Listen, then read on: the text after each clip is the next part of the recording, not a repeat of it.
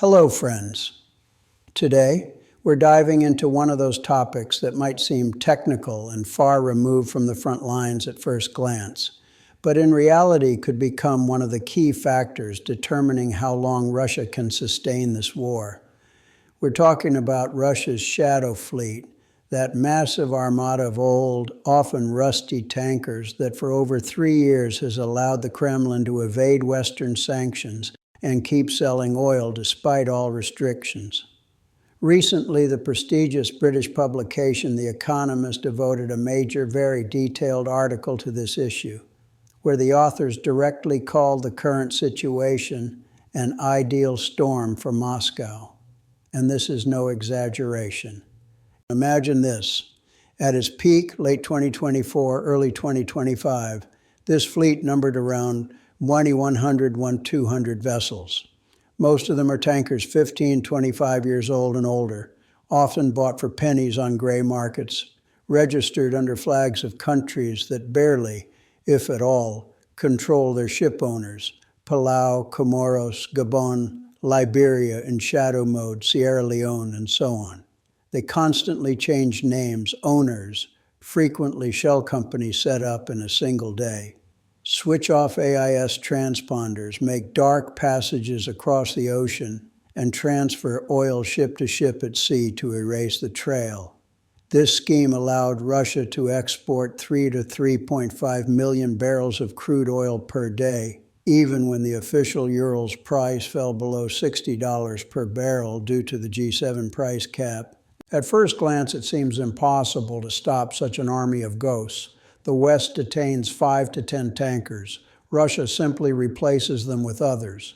Ukraine damages a few in the Black Sea. The fleet keeps sailing anyway. But reality, as always, is more complicated. This fleet isn't just sailing. It's slowly but relentlessly sinking. And with it sinks a significant portion of the revenues that fund the Russian army, missiles, drones, and the entire bloody machine. Let's break it down point by point and see why exactly 2025-2026 became the turning point. The first and most important blow is the massive sanctions hunt targeting the vessels themselves. If in 2023-2024 the US, EU, and UK sanctioned 20-50 tankers per month, then throughout 2025, more than 700 vessels fell under restrictions. Some estimates put the figure already approaching 800. What does this mean in practice? Every sanctioned tanker loses the ability to obtain classification from international registries. IACS members, DNV, Lloyd's Register, ABS, Bureau Veritas, refuse to issue certificates. Without a certificate, the vessel cannot be insured by legitimate P&I clubs, cannot enter most ports for repairs, bunkering, refueling, or even simple cargo loading. Many of these ships become true ghosts, without a flag, without insurance, with forged documents. Russia tries to replace them by buying even older tankers from India, China, Turkey, or even from shipbreaking yards in Bangladesh. But the global supply of such vessels is not infinite. Prices for old tankers have risen 3 to 5 times over the past year. Replacement is becoming slower, more expensive, and far riskier. The second blow is secondary sanctions against buyers and refiners. The key moment came in January 2026, when the European Union imposed a complete ban on the import of any petroleum products, gasoline, diesel, kerosene, fuel oil, jet fuel, produced in third countries from Russian feedstock. This closed the main loophole used by India, China, Turkey, Brazil, and others. Previously, the scheme was brilliantly simple. India bought Russian Urals crude at a discount of $20-30 per barrel, refined it at its plants, Reliance, Indian Oil, etc., and re-exported the finished products to Europe, to Germany, the Netherlands, Spain. This way, rupees were converted into euros or dollars. India made a profit, and Russia received hard currency. China and Turkey operated in a similar fashion. Now that channel is dead. They can still refine oil for their domestic markets, but domestic demand is limited. India cannot consume 3 or 4 times more diesel than it needs. Why buy excess oil, even at a 25 to 35% discount, if there's nowhere to sell the products? Result: demand for Russian oil falls, Urals and ESPO prices sink even lower, discounts widen, and export volumes shrink. The third blow consists of direct physical and financial threats at sea. Since the summer of 2025, Ukrainian defense forces have shifted to systematic attacks on shadow fleet tankers in the Black and Azov Seas, using sea drones, cruise missiles, and occasionally aviation. More than 15-20 vessels have already been damaged or put out of service. These are not symbolic strikes, they are real losses. Owners lose ships worth $10, $30 million each, plus the cargo, hundreds of thousands of barrels, and any insurance payouts, if they exist at all. Every incident makes the remaining fleet more expensive to operate. At the same time, European countries, Estonia, Latvia, Finland, Sweden, Denmark, have intensified patrols in the Baltic Sea.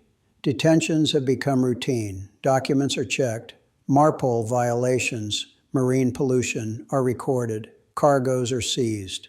In 2025 alone, more than 45 such incidents were documented. Insurance companies have raised premiums 5 to 15 times. If a single voyage used to cost $100,000, $300,000 to insure, now it's $1 to $3 million or more. Next in line are new EU sanctions against the P&I clubs still covering the Russian shadow fleet, Britannia, Guard, north of England, west of England, etc. If they are cut off from the global reinsurance system, insurance will become practically impossible. And without insurance, no serious bank will finance the cargo, and no major port will accept the vessel. Now let's look at the numbers, because they speak for themselves.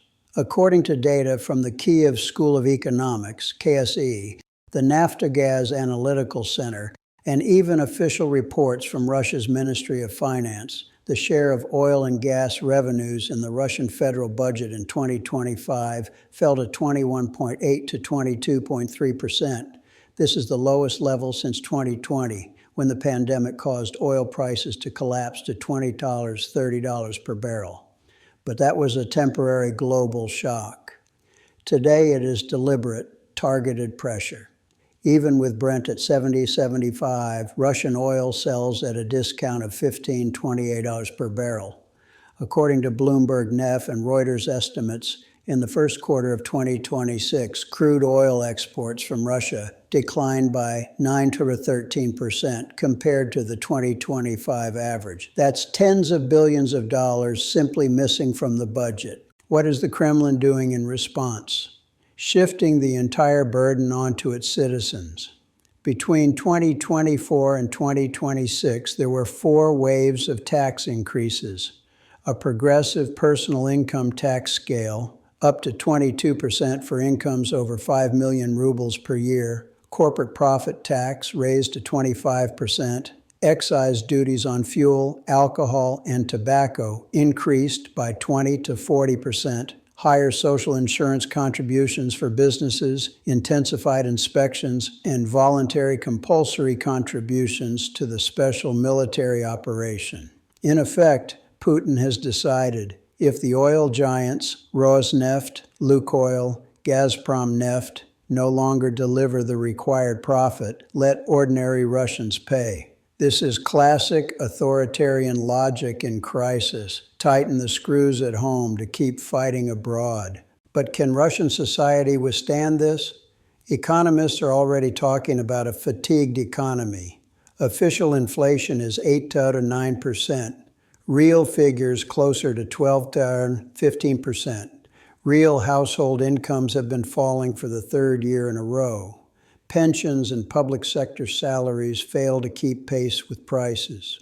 Young people are leaving en masse, over 1 million between 2022 and 2025. Small and medium businesses are closing or going underground. This is not an explosion like 1998 or 2014, but a slow, chronic exhaustion of resources. The war costs 10–15 billion per month, while revenues continue to decline. For Ukrainians, this is an important signal. Sanctions are working. They do not produce an instant effect and will not force Putin to capitulate tomorrow. He is prepared to go to the end as long as any resources remain. But those resources are dwindling. The shadow fleet is the last major loophole for hard currency inflows. When it finally closes, and it is closing, the pace is already slowing, oil and gas companies will become fully subsidized from the budget. The deficit will reach 5 to 8% of GDP annually, and reserves will be exhausted. This is the path to economic collapse that will make the war impossible at its current scale. Our task is to endure this pressure, not to give up, not to lose faith, to keep fighting on the front lines, and to help our allies understand the need to tighten sanctions further.